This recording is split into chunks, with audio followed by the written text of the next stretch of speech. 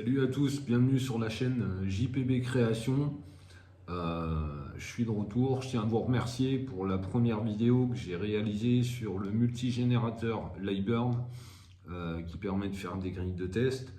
15 000 vues, plus de 760 abonnés, une quantité de commentaires très sympathiques auxquels j'ai tenté de répondre pour la plupart en fonction de mes disponibilités.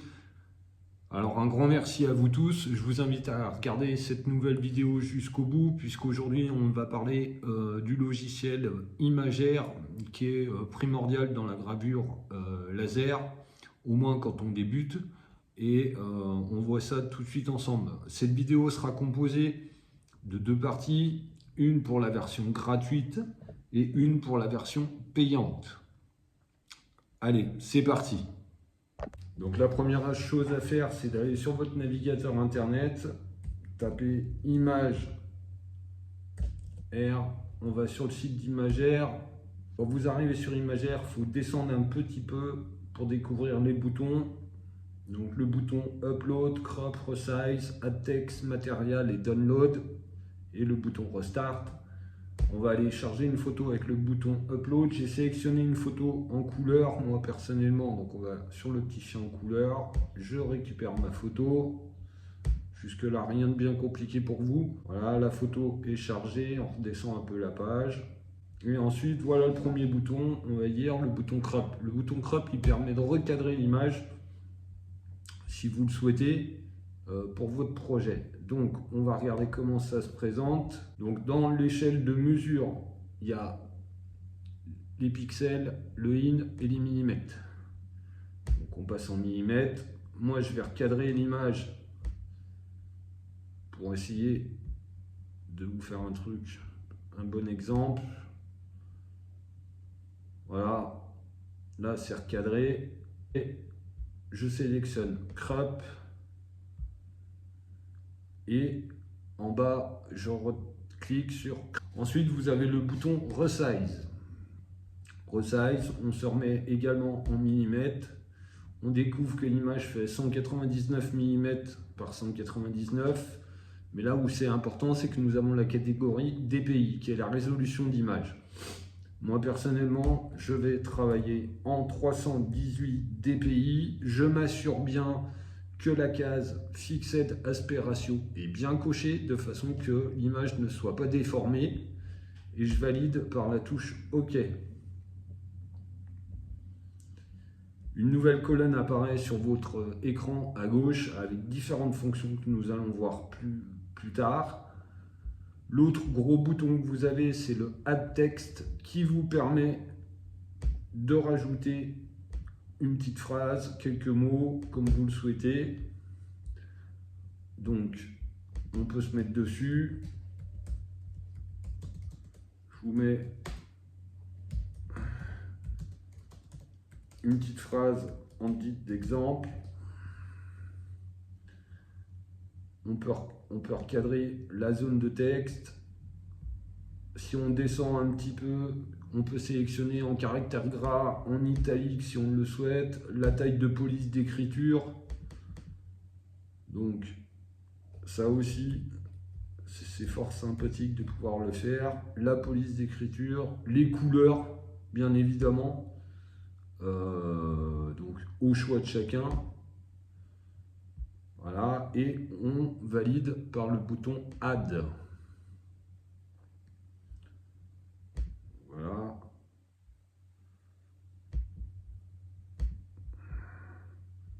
Donc, comme vous pouvez le voir là, coucou à tous, c'est bien marqué. Merci de vous abonner. Ouais, alors ça c'est juste un exemple.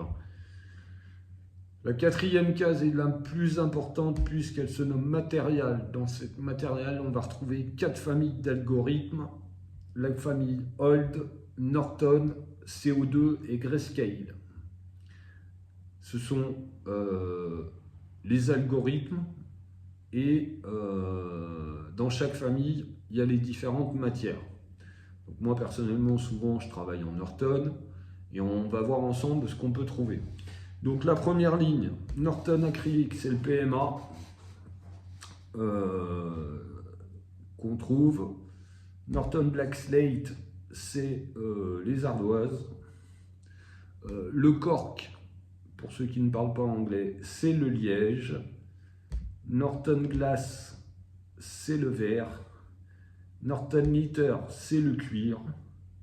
Le Norton White Tile Painted Black, c'est les toiles de peinture peintes en noir. Le Norton White Tile, c'est quand vous prenez une toile de peinture blanche. Vous avez le Norton Wood, qui est le bois. Et le Norton Anodized Aluminium, donc qui est l'aluminium anodisé. Et le Norton Stainless Steel, qui est l'acier inoxydable. Donc nous, pour l'exemple, on va prendre bois, on sélectionne bois, on valide par OK. L'algorithme va faire son travail. Voilà, l'image est passée en noir et blanc. Elle s'affiche à côté de l'image originale.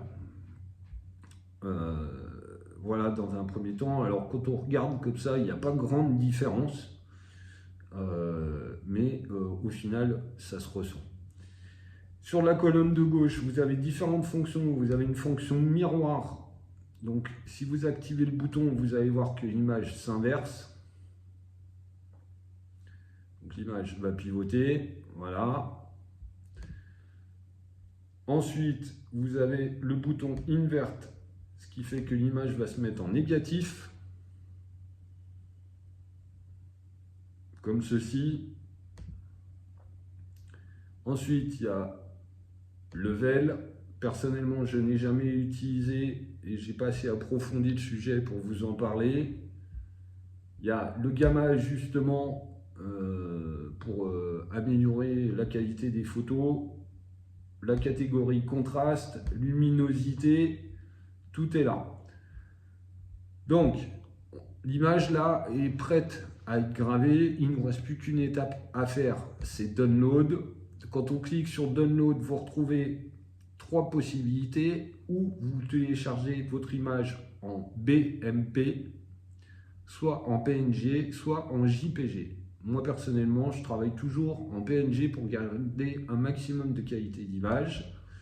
Donc, Download PNG, le fichier s'est téléchargé dans mon dossier téléchargement, c'est terminé pour Imagère. On va passer directement sur Lighburn.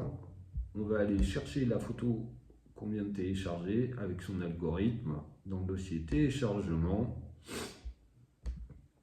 Voilà. Et on l'importe directement sur Lighburn. Voilà. Donc sur Lighburn, l'image s'affiche. Je tiens à préciser que pour tous ceux qui mettent des messages sur les réseaux Facebook en demandant les paramètres de gravure des uns et des autres, ça ne sert strictement à rien, car même si vous voyez une création qui a été faite avec une Artur 3, même si la personne accepte de vous donner ces réglages, cela ne fonctionnera pas forcément sur votre machine. Pour la simple et bonne raison que si vous avez l'habitude, par exemple, d'utiliser votre Artur 3 pour faire plus de gravures que... non, plutôt l'inverse. Si vous avez l'habitude de faire beaucoup de découpes, vous sollicitez plus votre module laser et donc vous l'usez plus vite et les paramètres du collègue ne fonctionneront pas forcément. Donc là, on sélectionne l'image sur Lighburn. Dans la fenêtre calque, vous pouvez, dans le mode image, choisir le type d'algorithme à appliquer. Donc moi, personnellement, je travaille très souvent en échelle de grille. Donc je me mets en échelle de grille. Je sélectionne mon image en faisant un clic droit aperçu pour voir ce que ça va rendre. C'est un très bon indicateur. Voici le résultat pour cette image. Donc voilà, on en a fini pour la partie imagère en version gratuite. On va pouvoir passer à l'étape suivante et vous montrer les différences entre la version gratuite et la version payante. Voilà, n'hésitez pas, dans cette vidéo, vous trouverez dans la description mes liens d'affiliation pour les produits Orture, étant donné que je suis influenceur Orture. Je vous mettrai également le PDF que j'ai traduit en français de toute la notice du logiciel Imagère. Et il est en français, traduit, il y a 30 pages. Donc voilà. Donc n'hésitez pas à commenter cette vidéo, à me laisser des messages de façon que je puisse vous aider. Et on passe à la seconde partie. Merci.